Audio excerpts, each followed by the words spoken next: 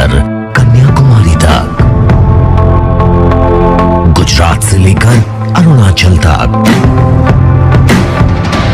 सत्ता के गलियारों से खेल के मैदानों तक, नहीं छूटती कोई खबर। सबसे सटीक, सबसे जन सुराज का फॉर्मूला है। जन सुराज सिर्फ काबिल आदमी को चुनाव लड़ाएगा। हमारे लिए काबिलियत पैमाना है, लेकिन हर समाज में चुनाव तो 243 आदमी लड़ेगा और बिहार में काबिल तो लाखों लोग हैं।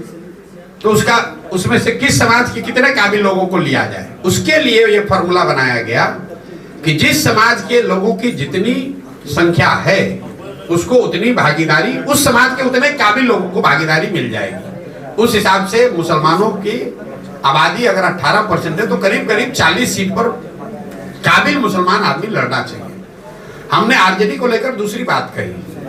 हमने ये कहा कि 30 बरस से जिस समाज के वोट से ये अपना लालटेन जला रहे हैं, जिस समाज के ये हिमायती बनने की कोशिश कर रहे हैं, दावा करते हैं, उसके लिए उन्होंने किया कुछ नहीं। लेकिन अब चलो तुमको चुनौती देते हैं, तुम बता दो कि जो 40 सीट दोगे तो हम वहां पर छोड़ देंगे, हम मुस्लिम वहां पर उम्मीदवार नहीं देंगे, वहां हिंदू लड़ा देंगे, कोई बात नहीं, क्योंकि हमारे पास तो हर समाज का काबिल आदमी है। लेकिन इनका दम नहीं है। हमने कहा अगर वो चुनौती स्वीकार कर ले तो पहले देकर दिखाएं। भैया जहां सबसे ज्यादा मुसलमान होता है वहां जाकर खुद चुनाव लड़ते हैं ये लोग। इनके भाई जहां चुनाव लड़े थे, जरा जाकर देखिए कि उस क्षेत्र में कितने मुसलमान, जो जितना बड़ा नेता है आरजेडी का, वो खोजता है कि यहाँ मुसलमान कितना है ताकि हमको मुफ्त का वोट मिल जाए।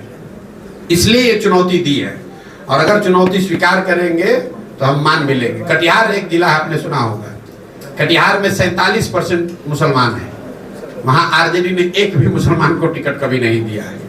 ये तो मुसलमानों को बेवकूफ बनाते हैं।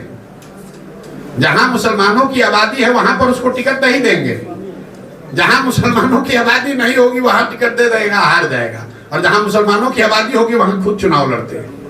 आरक्षण को लेकर आरक्षण को लेकर प्रशांत किशोर की सोच ये है कि जो संवैधानिक व्यवस्था आरक्षण को लेकर बाबा साहब अम्बेडकर के संविधान में है वो बनी रहनी चाहिए। कुछ लोगों का ये कहना है कि संविधान में तो इसका प्रोविजन 10-20 साल के लिए किया गया था, इसको इतना लंबा क्यों चलाया जा रहा है। तो संविधान में ये व्यवस्था 10-20 साल के लिए इसलिए की गई थी कि जब 10-20 साल में समाज के वो वर्ग सामान्य वर्गों के बराबर आ जाएंगे, लेकिन वो किसी वजह से नहीं आए। तो आरक्षण की व्यवस्था तब तक चलनी चाहिए जब तक जिन वर्गों को आरक्षण का लाभ मिल रहा है वो सामान्य वर्गों के बराबर आर्थिक, सामाजिक, शैक्षणिक नजरिए से उनके बराबर ना हो जाए। मान लीजिए कि गरीबी हटाओ कार्यक्रम शुरू किया गया 1980 में, तो अगर गरीबी 5 वर्ष में 10 वर्ष में नहीं हटी तो क्या गरीबी हटाने का कार्यक्रम बंद कर दिया जाएगा? आपको रोग है, आपको डॉक्टर ने दवा दी कि आप 2 महीना खाइए ठीक हो जाइएगा, लेकिन अगर 2 महीना में रोग ठीक नहीं होगा तो दवा खाना छोड़ दीजिएगा, तब तो गड़बड़ हो जाएगा ना। तो आरक्षण की व्यवस्था जो संविधान में है वो बनी रहनी चाहिए, तब तक बनी रहनी चाहिए जब तक जिन वर्गों को इसका लाभ मिल रहा है उनकी सामाजिक, राजनीतिक, शैक्षणिक स्थिति सामान्य वर्गों के बराबर न हो जाए।